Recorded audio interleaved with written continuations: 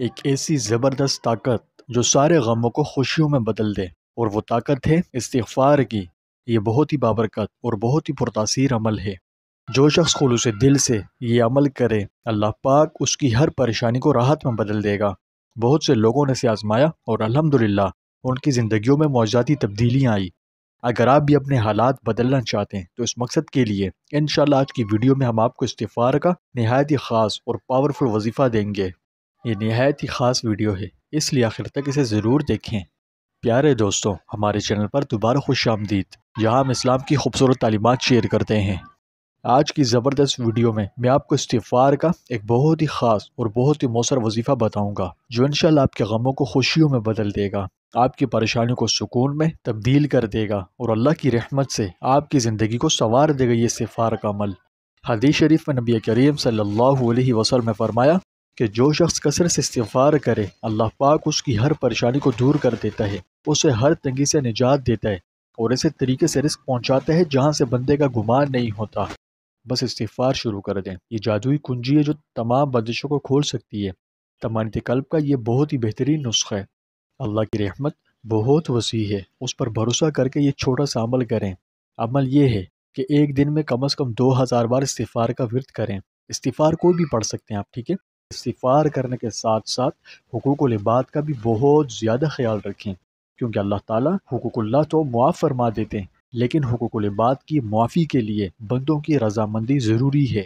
اگر ہم نے کسی کا حق مارا ہو، کسی کو تکلیف پہنچائی ہو، یا کسی سے کسی بھی طرح ناانصافی کی ہو، تو اس سے معافی مانگنا اور اسے واپس کرنا لازم ہے۔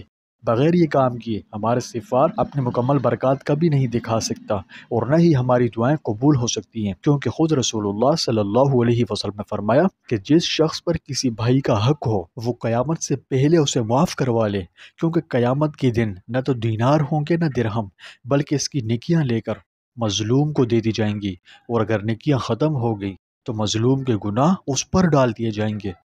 لہٰذا استغفار کی کثرت کے ساتھ ساتھ یہ بھی بہت ضروری ہے کہ ہم اپنے دل کا محاسبہ کریں۔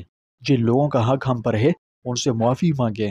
جب ہمارا دل صاف ہوگا تو استغفار کی برکتیں کھل کر ہماری زندگی میں نظر آئیں گی، اور آپ خود محسوس کریں گے استغفار کی برکت سے دل میں سکون ہوگا، رزق میں فراخی ہوگی، اور مشکلات میں آسانیاں نصیب ہوں گی۔ لیکن یہ تمام فوائد و برکات صرف اسی وقت حاصل ہوتے ہیں جب ہم اپنے گناہوں سے سچی پکی توبہ کرنے کے ساتھ ساتھ حقوق العباد کا خاص خیال رکھیں۔ اور ہاں، استغفار صرف زبانی کلامی ورد نہیں، بلکہ دل کی گہرائیوں سے اپنے رب کی طرف رجوع ہے، اور اسی کے ساتھ اپنے اعمال کی اصلاح بھی ضروری ہے۔ تو یہ سمجھنا غلط ہے کہ حقوق العباد کو پاؤں تلے روندا ڈالا جائے اور صبح و شام صرف استغفار کر لیا جائے، اور ذہن میں یہ سوچیں کہ سب کچھ ٹھیک ہو جائے گا۔ تو نہیں، ایسا ہرگز نہیں ہو سکتا۔